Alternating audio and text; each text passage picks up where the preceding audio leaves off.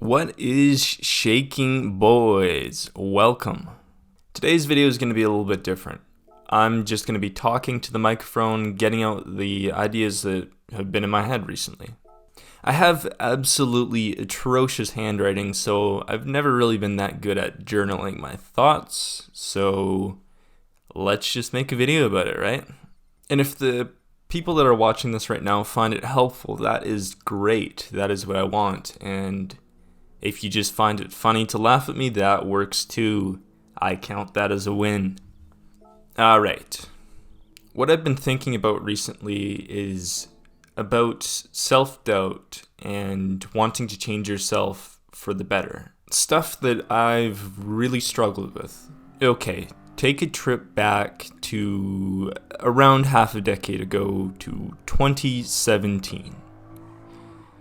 To think that is half a decade, it is more than half a decade ago, that is insane to me. In 2017 and 2018, to put it in the simplest terms possible, I was not in a good headspace. After losing somebody very close to me to cancer, a 13-year-old me went into a little bit of a reflection phase. You know, when you're around death, you're kind of faced with your own mortality. So after unhealthily pondering on my own thoughts, I came to some conclusions. One being that I need to start making the most of the time that I have right now. And the second thought being that I need to start focusing on what I want to do in the future.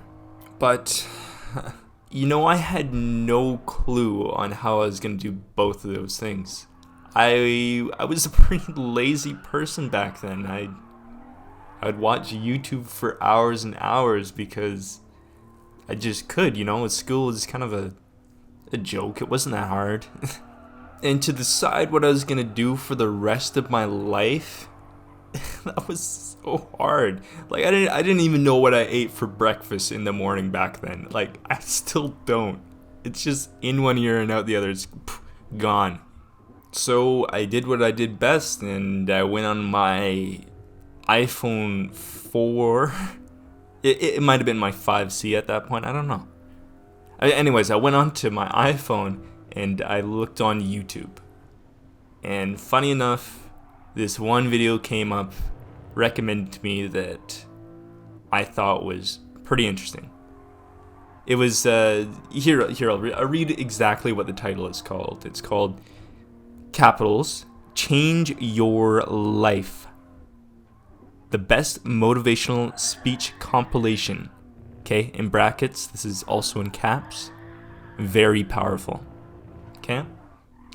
And looking back now at this video, whoever made it didn't really do a good job, but the video actually motivated me. It was the first real experience I had with motivational speeches, and it made me motivated. It made me have a drive to grab hold of what I was doing wrong and change it and make it better. I was going to make my bed every day. I even told myself that I was going to watch this video every day to remind me of what I was working towards. But after probably 4 days, I stopped watching the video, and probably about a month, 2-3 months later, I just pretty much completely forgot about it. And I always kind of wondered why. Why after me putting in so much, I had so much drive to change myself, to do something different, to make myself better. Why didn't I stick with it? Why did I revert back so quickly to where I was before? Probably about 4 weeks ago now, probably about a month ago now, I decided to finally read the book Atomic Habits by James Clear. This book is really about how habits define a lot of what we do in our life. Okay, think about when you go into a room. What do you do when this room is dark, it is pitch black? You walk into this room, you open the door, and you flip on the light switch. You don't even think about that you flip on that light switch. It's just automatic. It's a habit at that point, right? And the book describes how these little unconscious habits kind of rule a lot of our life. So when we get home from work or class, a long hard day, a lot of us just, flop on the couch and throw on a TV show. It's conditioned in our brain. Like, if you do that every day, you don't think, you don't think about every single step on what you're doing. And sometimes that can be dangerous, right? Another example is when I'm eating lunch or something like that, I like to throw in a YouTube video to watch. And it's just kind of automatic. I pull out my phone, I get my grub right in front of me and start watching YouTube. And these habits that we have every day can be used for good or bad, because your brain is just going on autopilot. You're putting on that cruise control and you're reclining your chair back and you're just taking a nap. You're looking up through the sunroof, just, being a douchebag, I guess, right? And I really feel what James Clear was saying in this book was the people that are able to use their habits for good and to better themselves will be more successful than the people that have habits that degrade what they want to do, take them further away from their end goal. And it's so true. Like, just think about it for a second, okay? How long do you spend on YouTube, TikTok, Instagram, or, 4chan, right? How long do you spend on that? How long do you just endlessly scroll through stuff and do that, right? And even when you don't want to do this stuff, why do you keep doing it? If it's not helping you to get to a better point in your life, why do you keep doing it? And I feel like for me, like, I still use YouTube and Instagram Reels. Like, man, all the fucking people getting plowed by a Mustang, thrown into the air, and there's just so much going on, right? And it just clutters your mind. It doesn't help. It takes up your time. It does so many bad things. And I'm telling myself, I don't want to watch this stuff, but I still do. It's automatic to me, I'm stressed out for work. Or for this question on freaking, calculus or engineering statics, and I pull out my phone and I use that to cope. It's not good. It's not good. It's not helping me get my work done. So in the end, should I really be doing it? I think this realization kind of answers the question for that 13-year-old me about why wasn't I changing. Self-control is only a short-term strategy. It's not a long one.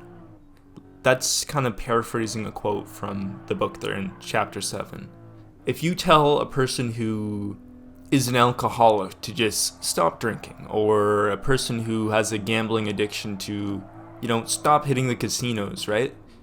Like, they might be able to withhold their urges for a little bit, but if that alcohol is in their home, or if that casino is across the street, it's just a hop, skip, and a jump away, they're not gonna stop.